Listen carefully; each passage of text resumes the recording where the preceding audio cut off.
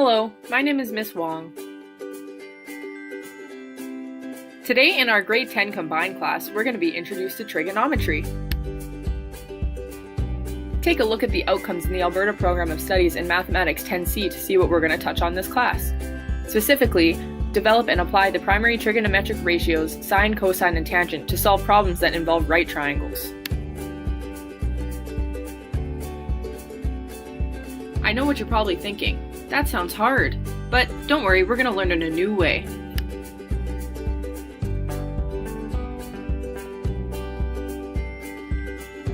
Our lesson today will involve universal design for learning, active learning, culturally responsive teaching, vocabulary, and KWL charts. Our KWL chart looks at what students know, what they want to know, and what they learn throughout the lesson. KWL charts are a great way to introduce a topic as they build on previous knowledge and help make connections to the upcoming knowledge in the lesson. To start, we will cover the K and W columns and revisit the L column at the end of the lesson. Let's see what the students recall from grade 9 by visiting the K column. So, what are some things that we know about trig? The students seem to recall the important concepts from grade 9. Great job, class! Now let's review some of these points. What a great time to go over vocabulary.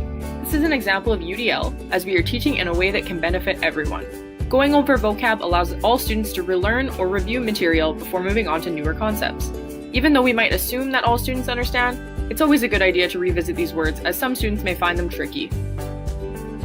Okay class, time to add to your glossary.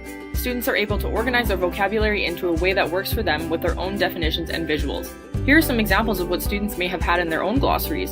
This tool can even be kept throughout the entire unit or year to aid students.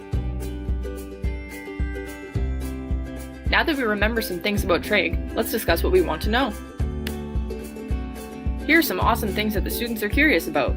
This is a great way to improve engagement and excitement about the lesson.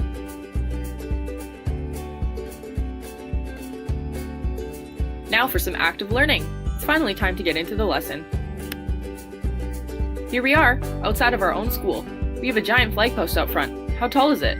The students will likely engage by estimating the height. It's a tricky but practical question. This is the direct application of math to the real world. If we give more information, can we figure out the height?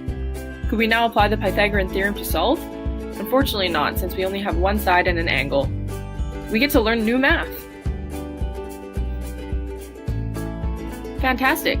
Now we can discover sine, cosine, and tangent, and the trigonometric ratios. Now that our introduction is done, the students can make a smooth transition into the rest of the content for today's lesson. What a great segue into today's objectives. Today, the students will identify the hypotenuse, opposite, and adjacent sides to a given angle, and identify the trigonometric ratios of sine, cosine, and tangent. So, what did we learn today, class? Wow, I can see that we learned a lot of things.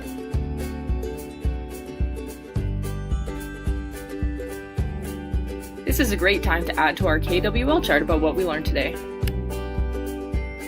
Wow, check out the alignment between what we learned in our instructional objectives. We even learned about some of the concepts that we had listed in our W column. Nice work, guys!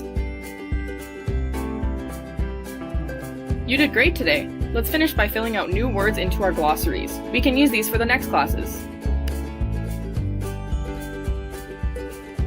So let's do a little recap of what we did today. We filled out our KWL charts to help students connect previous knowledge with new knowledge while sparking engagement in the lesson.